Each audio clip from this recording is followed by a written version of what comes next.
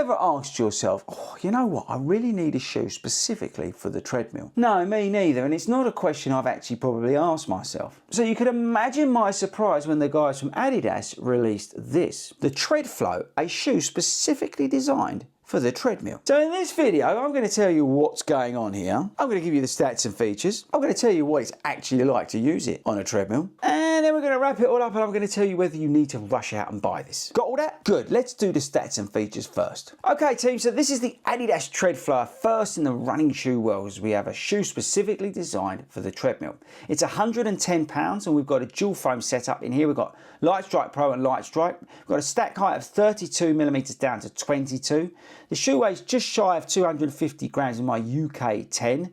We've got these massive cutouts on the bottom, which is there to improve the airflow and also allow the foam to expand when you hit the treadmill. We've got light traction outsole and the upper is climacal, again, to help with some of that breathability. Let's take a closer look. Here's our climacal upper. Like I said, we've got Light Strike Pro, light traction outsole, and here's these massive cutouts on the bottom, all about getting that airflow. We've got the usual terrible laces from Adidas, a very slim silhouette, which you kind of expect with a 32mm stack. Toe box is okay in terms of width, and that's about it. Right, so let me know in the comments, what do you think about the look of this shoe? Super interested to know, especially these bits on the bottom.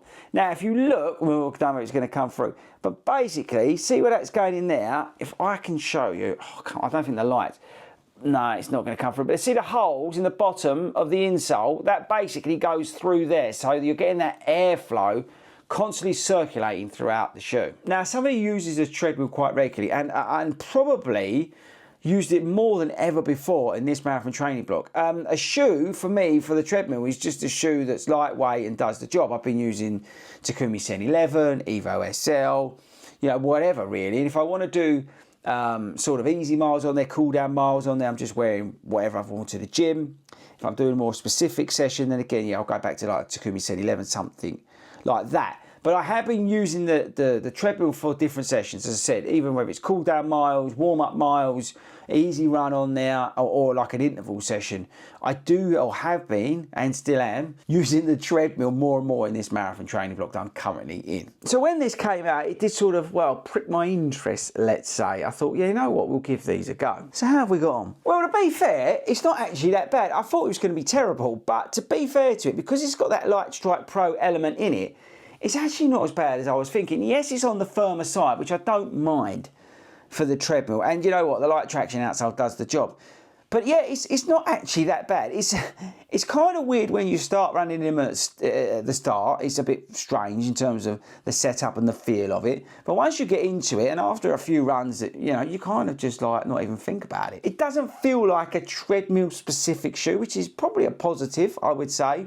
You don't feel any of this. And yes, my feet were, you know, maybe a little bit cooler than a Takumi Sen 11. I didn't really notice the difference, to be perfectly honest with you, because you're getting it anyway. So whilst these claims about the climacal and the ventilation through here, I've got to be honest with you, I really didn't notice that much of a difference. But it does feel light on foot. It does feel slightly firm, but not in a bad way. You've got that softish element because of the Light Strike Pro, but it works very well. I'm a big fan of Light Strike Pro. Again, you've got Light Strike in here as well, which is a firmer EVA compound. But it does work well together, but you can feel that lowered stack height, which again, I don't mind so much on the treadmill. And yeah, I can see the package working. I kind of get where they're coming from. It does feel light on the treadmill.